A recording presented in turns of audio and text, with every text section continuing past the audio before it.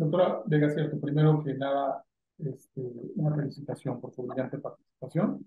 Me ha parecido fantástico los datos, ha sumarizado perfectamente toda la información relevante que actualmente tenemos al respecto. Colegas venezolanos, muchas gracias por la invitación, doctor Parada, especialmente a usted. Muy bien. ¿Por qué es importante estudiar estas lesiones? Es importante por la incidencia, ¿verdad? Por la prevalencia e incidencia de este tipo de lesiones, en donde sabemos que si bien el colateral medial a nivel de la rodilla tiene una incidencia de 36, perdón, una prevalencia de 36,1% de manera global en la evaluación de lesiones de rodilla, particularmente en atletas jóvenes, sabemos que el cruzado anterior se llega a lesionar entre el 25,4% en estos seguimientos y desafortunadamente, comparado con el colateral medial, es una lesión que conocemos como catastrófica. Catastrófica significa una lesión en donde se van a perder más de 3 a 6 semanas y en donde desafortunadamente los fenómenos de carácter biológicos como psicológicos y socioeconómicos se ven afectados. Eso implica una lesión catastrófica. Bueno, entendiendo esto, entendamos también los impactos que ha generado este tipo de lesiones a través del tiempo. Pensemos en los 90, cuando yo empecé a trabajar o entender un poquito, perdón, estos datos que empecé a trabajar yo hacia los 2000, aunque la literatura nos hacía referirnos hacia los 90. En los 90 los costos se elevaban entre 17,000 a 25,000 dólares por lesión, pero costos totales de hasta 1,5 billones de dólares. Compárenlo entonces con el costo de ese portaaviones que mencionábamos en ese momento. 2014 a 2020, ¿qué nos dice la literatura? En ese tiempo, 30 a 40 millones de niños y niñas escolares participan en deportes de los Estados Unidos. La mayor parte de ellos en deportes que ya consideramos deportes tipo 1, es decir, deportes de prestación cíclica intermitente, cambios de dirección y carrera el elemento fundamental. Ante esa situación, sabemos que en Estados Unidos son los deportes que cobran mayor relevancia, en hombres particularmente tenemos el fútbol americano y el básquetbol en primer lugar y el fútbol soccer en las mujeres. 34% de pacientes lesionados, no del cruzado anterior, pero sí en general de la rodilla, generando costos de hasta 2,000 millones de dólares. El costo estimado para el que hoy valdría aproximadamente la empresa de la manzana mordida. Fíjense bien, es frecuente en deportes, ya le decíamos, tipo 1, así que intermitentes, y las mujeres han tenido, fíjense, esto es interesante. Si bien la doctora ponía en su primera, segunda diapositiva una interesante balanza, en donde la mayor cantidad de lesiones se ubicaban en el sexo masculino, es el sexo femenino el que ha cobrado mayor relevancia en estos últimos 30 años. ¿Por qué? Porque su participación en los deportes se ha incrementado hasta 30 veces. Y ahora tenemos 2 a 8 y hasta 10 veces más probabilidades. Si pareamos un jugador masculino de baloncesto con una mujer, de riesgo, estoy hablando de riesgo, no de cantidad, de riesgo. 2 a 8 en promedio y hasta 10 veces más probabilidades. Veamos por qué eso sucede. Una de las cosas, insisto, la participación deportiva hasta 30, bueno, algunos hablan de 10 a 5 veces, pero en algunos documentos están ubicados hasta el 20 tantos por ciento, perdón, 20 veces más de lo que practica, 27% veces más de lo que, 27 veces más, perdón, de lo que participaban antes de la década de los 80. Y la mayor parte, este es un dato fundamental, de las lesiones que ocurren en el ámbito deportivo, 70% o más son en ausencia de contacto. ¿Qué quiero decir con esto? Que la mayor parte de las lesiones son provocadas por patrones de movimiento que el propio atleta hace antes que sean relacionadas con un golpe directo. Ustedes vieron el fin de semana, tal vez en Venezuela no estoy seguro, pero en México sí, por la gran afición que existe al fútbol americano de la NFL en nuestro país. Sé que ustedes son un país que ven mucho más béisbol y soccer, pero bueno, algunos probablemente hayan visto la lesión terrible que vimos el lunes pasado en el lunes, en el Monday Night Football, que es el partido que correspondió a esta última jornada, donde había una lesión multilateral brutal, ¿no? Brutal que salió todo los medios, al menos en México.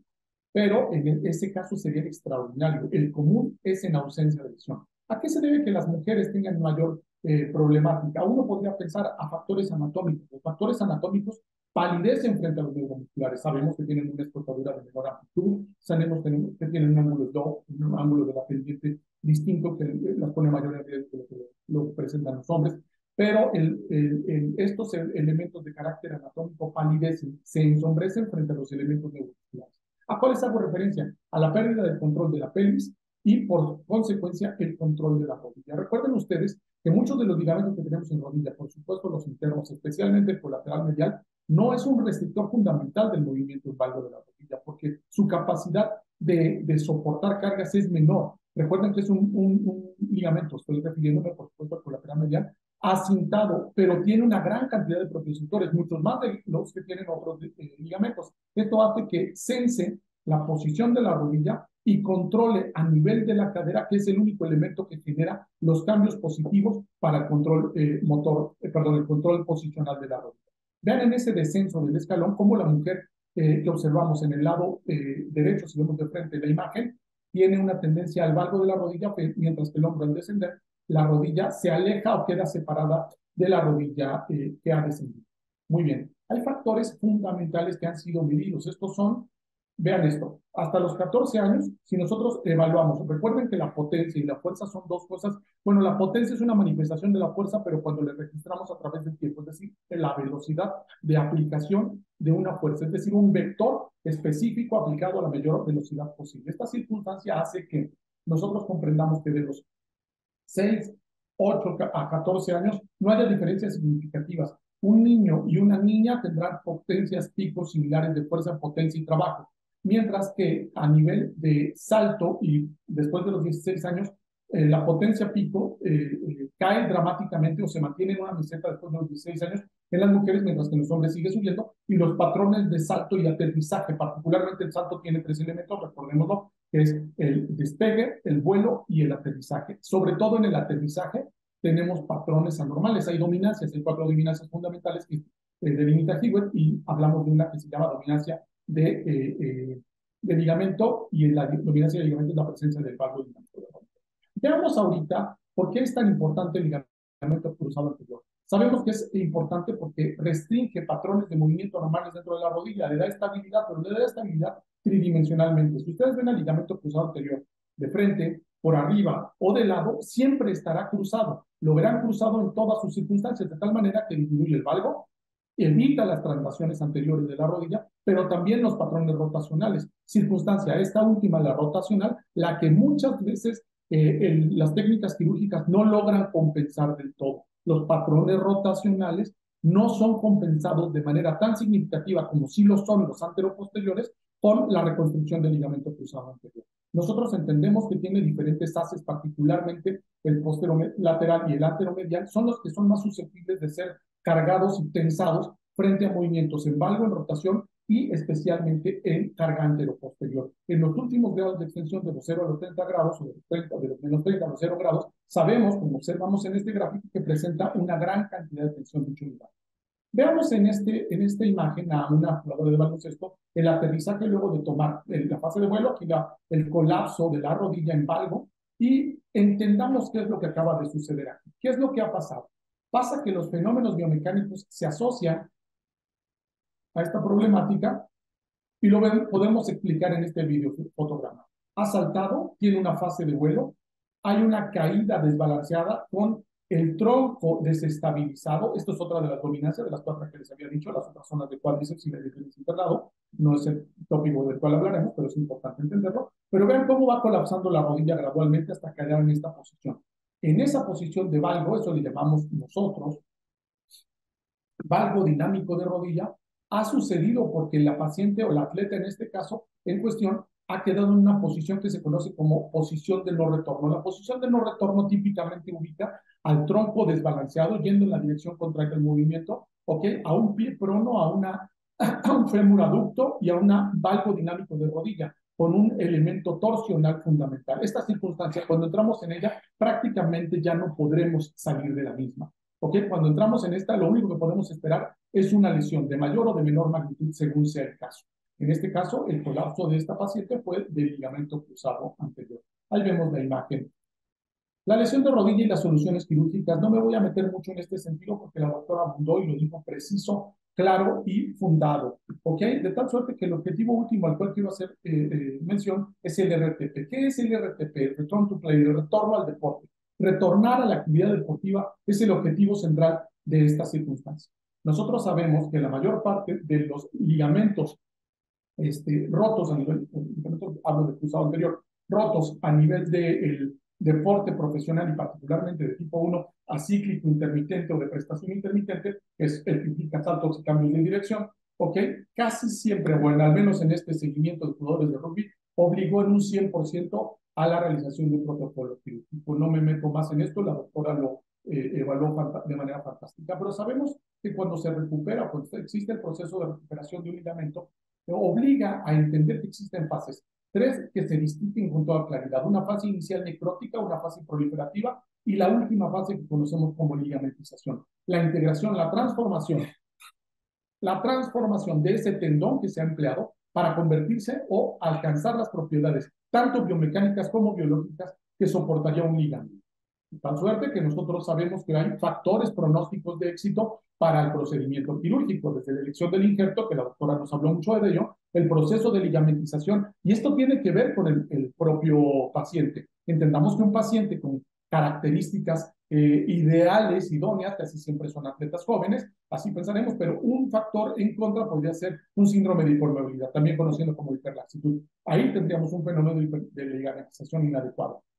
Procedimientos realizados en tiempos inadecuados también sería una circunstancia a tomar en cuenta para que la ligamentización se diera de manera retardada. La posición del túnel, la tensión adecuada del injerto, los autoinjertos frente a los injertos, ya comentó la doctora las tasas de éxito. Vean lo que en este buen seguimiento se elige con regularidad como injerto de preferencia. En la población general, sobre todo el de hamstrings, al menos hasta 2015, 2017, nosotros sabíamos que este era en población general el injerto que se elegía con mayor frecuencia.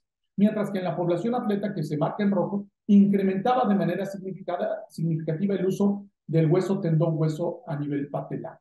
Ok, hoy sabemos, como la doctora mencionaba, que el injerto de tendón del cuádriceps está tomando una fuerza importante. ¿Importa el tipo de injerto? Por supuesto que importa. ¿Qué tanto importa? Pues veremos aquí estos gráficos, bueno, estos resultados, estas conclusiones de este interesante artículo en donde compara a los hamstrings o al tendón de isquiosurales frente al hueso tendón hueso a nivel patelar. En 2.348 atletas evaluados de 20 artículos, la tasa general de retorno al deporte fue del 73%. La doctora nos hablaba de una tasa de retorno al juego del 83%. En este seguimiento, 73%, ¿ok? De manera general, con un 48.9% de regreso a los niveles de rendimiento previos a la lesión. Una cosa es regresar al deporte y otra cosa es regresar al nivel adecuado. Y la tasa de ruptura se acerca a las que mencionaba la doctora. 2.4, ella mencionaba entre 1 punto y tantos hasta 2% aproximadamente, no, hasta 3% y tanto. La tasa de retorno al deporte en los huesos tendón hueso fue del 81%, ¿ok? Con un 50% de retorno al mismo nivel y con una tasa de ruptura del 2.2%. Y la tasa de RTP con hamstrings o con isquiosurales fue del 70.6%. La caída de la tasa global de retorno al 73.2% tiene que ver con esta circunstancia, con que es menor de manera más significativa, de manera significativa en los pacientes con hamstrings. Si bien su retorno al deporte no hay una diferencia significativa al mismo nivel de rendimiento entre unos y otros. Pero ¿cuál es el eslabón? Porque siempre pensamos, sí, por supuesto, la doctora hablaba hace rato de un punto crítico, que eran los 8 milímetros del espesor, pero entendamos también, ¿ok? Y ya nos hablaba en una diapositiva muy interesante sobre capacidades de módulos de Young, de fuerzas tensiles que soportan los tendones y por supuesto también los tiempos de injerto y al mismo tiempo las actividades con cierto nivel de demanda, también nos comentaba la doctora estos niveles de capacidad de soportar esfuerzos mecánicos. Bueno, soporta muchas veces el tendón, veíamos lo importante en newtons de capacidad de soportar carga del propio tibial posterior, pero muchas veces descuidamos las zonas de fijación. Es decir, yo tengo un tendón, ¿okay? Que está haciendo las veces de un ligamento, pero tengo una zona de sujeción proximal y una zona de sujeción distal. El túnel femoral en este estudio se demuestra con claridad que es el punto crítico donde se generan la mayor cantidad de fallos de nuestra reconstrucción. Ahora, fallan las reconstrucciones por la capacidad de tensión disminuida de estos, los tiempos inadecuados de incluir trabajos de esfuerzos mecánicos importantes, pero también por trauma directo, como observamos en este interesante artículo que nos dice con un nivel de evidencia 4, que es el principal fenómeno que genera el fallo de nuestra reconstrucción del ligamento cruzado anterior, el trauma, y en segundo lugar, errores técnicos, siendo el más importante en un 14%, no es tan alto, pero es el más importante, la malposición del túnel, como veíamos en la diapositiva.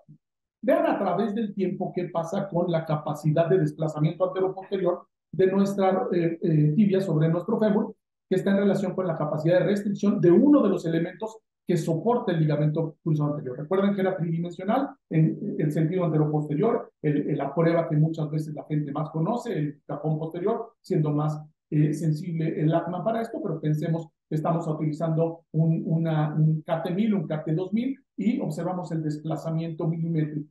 Este desplazamiento en el control, vean ustedes, se ubica en estas líneas, entre estas líneas, y como en las 6 primeras semanas, aunque haya un injerto que biológicamente se está integrando de manera prematura, la capacidad de soportar estos esfuerzos mecánicos aún es insuficiente y es hasta las 52 semanas, casi hasta el año, en donde se acercan los esfuerzos mecánicos al control. De tal suerte que no tomamos decisiones solamente por uno de los criterios que podría ser el fenómeno de ligamentización o adaptación biológica a esta circunstancia. La pregunta aquí es, ¿realmente seguimos un modelo de retorno al deporte anatómico funcional o solamente anatómico? Preguntémosle a un grupo de colegas ortopedistas que en Italia han sido encuestados, 123 de ellos, todos cirujanos articulares, y el return to training, es decir, a una parte del fenómeno del retorno al deporte, uno previo sería el return to training, el regreso a la actividad deportiva. A 6 meses, el return to training fue de 87% para deportes sin contacto y en un 53% en deportes de contacto. Estos atletas, bueno, estos pacientes regresaron a entrenar un 87% aquellos que los deportes eran de carácter cíclico, es decir, aquellos, por ejemplo, que hacían carrera o bicicleta, etcétera, que no hacían cambios de dirección, pero solo en un 53% a los 6 meses aquellos que tenían deporte de contacto, perdón, deportes con implicación de contacto.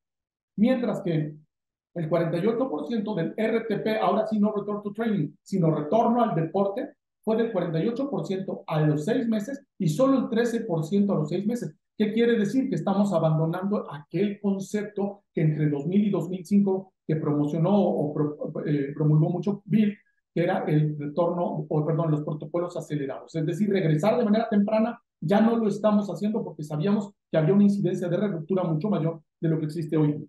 De tal suerte que nosotros entendemos por qué, cuáles son los fenómenos que llegan a tomar, o le preguntaron a estos colegas cómo tomaban ellos una decisión, de regresar al deporte. Nuestros colegas son ortopedistas y su toma de decisión fueron estos elementos clínicos.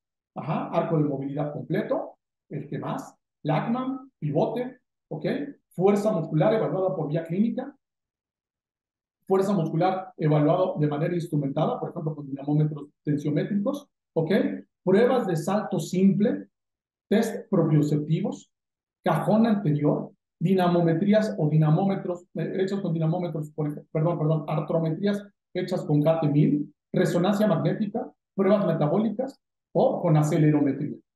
Lo más importante fue el Lachman, los arcos de movilidad y el pivot shift, es decir, por pruebas clínicas se tomaba la decisión de retornar al entrenamiento y o al deporte. Es decir, criterios de carácter anatómico. Ahora pensemos, ¿cuáles fueron los criterios de carácter funcional que nuestros colegas tomaban como punto de referencia para regresar al deporte? Y la respuesta está con este tipo de escalas. El Ishon, el Techner, el KOS, el IKDC objetivo y subjetivo. Y vean lo que sucedió. La mayor cantidad utilizaba el IKDS. El IKDS es este documento del Comité Internacional sobre la rodilla que tiene solamente un ítem de carácter funcional con una prueba de salto que relaciona el porcentaje del salto de la no operada frente a la operada. Es decir, solamente uno en un sentido unidireccional, en un salto monopodal, que lo único que podrías generar una correlación, y hoy sabemos, es contra la isocinesia. Y en una isocinesia, normalmente a 180 grados. Es decir, y una isocinesia en cargas de carácter concéntrico.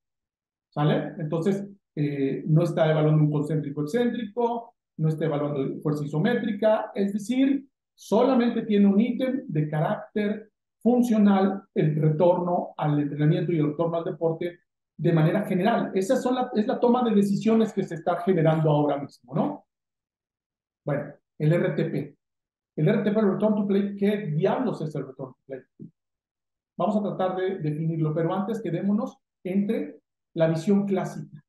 es el tiempo entre el acto quirúrgico y el regreso del atleta a su deporte. Eso suena muy bonito, pero normalmente en este modelo antiguo del RTP había un equipo médico con la rehabilitación convencional, con movilizadores pasivos, con manejo de crioterapia, con trabajo de fortalecimiento por isometría, mal llamados isotónicos, realmente deberíamos hablar de heterométricos, etcétera, y hasta ahí. Y de ahí, de repente, había un gap gigante en el que le permitíamos un poco correr, un poco hacer alguna actividad medio de saltos, y órale, vete al campo. Había un retorno sin una fase de transición. A esto le faltan, por supuesto, muchos elementos. Tratemos de establecer una definición operativa que nos obligue a comprender cuáles son los elementos que deben incluir un RTP. Es un proceso, por lo tanto, secuencial que integra elementos biológicos a los funcionales bajo un modelo pedagógico integrado a los fenómenos particulares del entrenamiento y deporte específicos del atleta lesionado. No podemos avanzar si no conocemos los particulares del deporte, los particulares del atleta, los particulares de la cirugía y los elementos propios del entrenamiento que son necesarios, pero basados en evaluaciones verdaderamente fundadas para caminar directamente en esa dirección, que será el retorno. Primero a la readaptación, posteriormente el retorno al entrenamiento y por último el retorno al deporte. Trabajamos con dos colegas, el doctor Pavel Oesa y el doctor Pedro Arias, sobre un modelo de reinserción al deporte. Este artículo lo tienen, está una captura de pantalla si gustan ustedes, o si no, posteriormente se los puedo compartir. Es un artículo de libre acceso. ¿Ok? Y nosotros planteamos esto, que debe de existir una recuperación funcional que se ubique en la fase roja, en la fase inflamatoria, postquirúrgica, un equipo médico de readaptación al deporte donde ya participan readaptadores deportivos y no solamente el médico y el fisioterapeuta, y un retorno al entrenamiento con sus diferentes particulares. Primero, un retorno a la cancha, al entrenamiento, al performance y por último al máximo nivel deportivo. Ahí ya incluiremos también gimnasios, canchas y por supuesto ya no solo terapeutas, sino entrenadores deportivos, donde muchas veces el médico ya no es el actor fundamental, sino que da sus puntos, ¿ok?, de apreciación para que trabaje directamente el entrenador. ¿Ok? Fíjense ustedes, hablemos del retorno al deporte. El retorno al deporte no tiene no es una historia idílica. La tasa global del retorno al deporte se ubica entre el 64 y hasta el 86-83% aproximadamente. Sin embargo, cuando se suman lesiones, estas tasas de retorno al deporte caen de manera dramática. De manera global hablábamos de un 83%, pero yo les pregunto, ¿en serio realmente regresa de esa manera?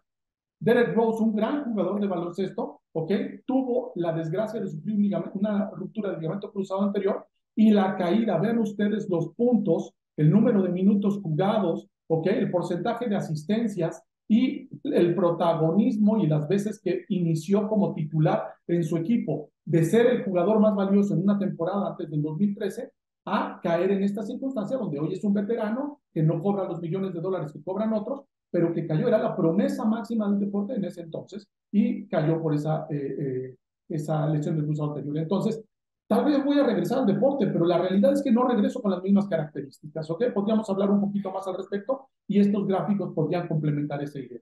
Existen diferencias claras, sin duda, entre el retorno al deporte en diferentes actividades. Ahora, ¿es obligado realizar una cirugía de manera inmediata una vez que sucede esto? ¿Existe alguna circunstancia que obligue a tomar una medida antes de hacer la cirugía? Y la respuesta la vamos a dar con este artículo interesante que nos habla del fenómeno de la prehabilitación, en donde el objetivo de la misma es reducir la inflamación, la efusión, el dolor, restaurar los arcos de movilidad, la fuerza, el control neuromuscular y la marcha. La prehabilitación, sabemos nosotros, disminuye riesgos de rigidez de rodilla y artrofibrosis después de la rodilla, mejora el pronóstico de la misma y recordemos que déficits mayores en la fuerza del 20% en la cirugía provoca persistencia de déficits de fuerza a más de 2 años después de la misma. Nosotros caracterizamos las cargas realizando siguiendo este documento, ejercicios en los miembros inferiores con 3 sets de 12. Fíjense, qué cosa tan simple. 3 sets de 12 repeticiones con incrementos semanales, ¿ok?, del 10 al 15% de su peso. En un paciente que se había roto el ligamento cruzado, lo enfriaron y empezaron a trabajar en ese sentido. ¿Ok? A las 6 semanas, luego de empezar este protocolo, los resultados son los siguientes. Incrementa el torque máximo y el área de sección transversal del cuádriceps. Incrementan, fíjense ustedes, las pruebas de salto monopodal y la escala de Cincinnati, que es una escala fundamentalmente de características funcionales. ¿Ok?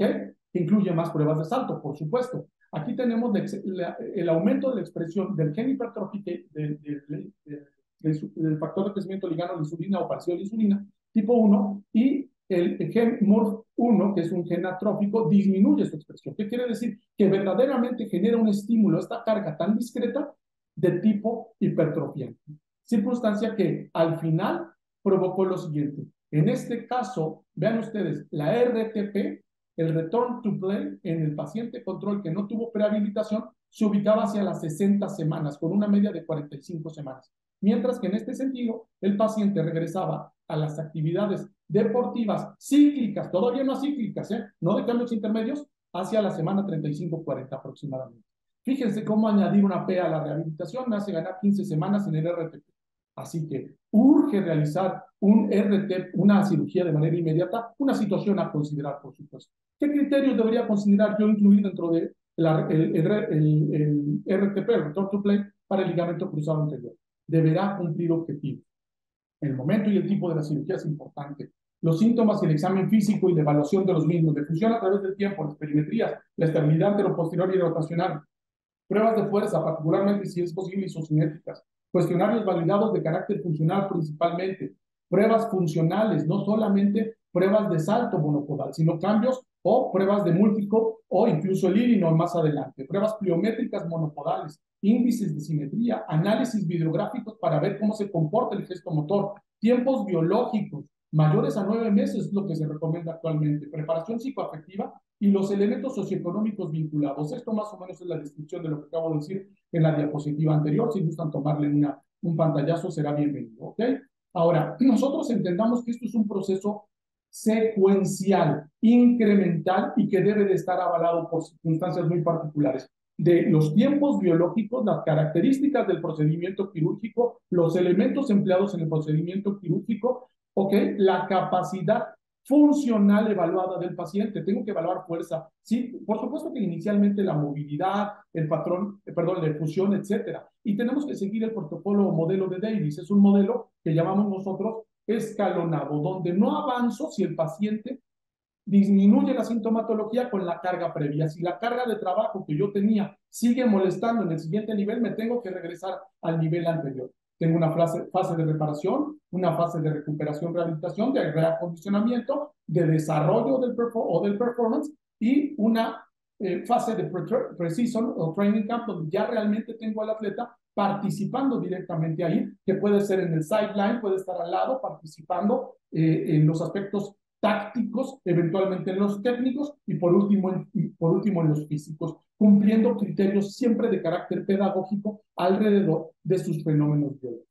Esta línea de tiempo me encanta porque nos permite dibujar con toda claridad los momentos o los tiempos particulares a la reconstrucción del ligamento cruzado anterior, donde sabemos que existen factores que van a empobrecer el resultado del retorno al deporte, como el edema óseo, las alteraciones en la propiocepción y el balance, los problemas de ligamentización, el control neuromuscular que no se desarrolla de manera eficiente, sino después de la semana 12 y se integra claramente en los biociclos que se trabajen cada 6 a 8 semanas en su evaluación y necesitas cumplir como mínimo 3 biociclos después de la semana 12 para que tú consideres los trabajos de cambio de dirección y el fortalecimiento de la fuerza. Estas situaciones después del mes 9 y sobre todo del mes 12 nosotros podremos desarrollarlas de manera significativa. Y otro elemento a tomar en cuenta que deberíamos evaluar es el miedo. El paciente con déficit emocional para el retorno al deporte se ha observado una alta relación con un tiempo retardado en el retorno al deporte.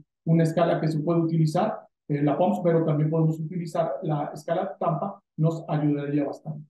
Recuerden ustedes que a largo plazo nuestro paciente con un retorno al deporte inadecuado, un proceso inadecuado, puede provocar cosas tan terribles como daño articular y meniscal desde el punto de vista biológico, limitación en la capacidad deportiva, la recurrencia de la lesión y la persistencia del dolor.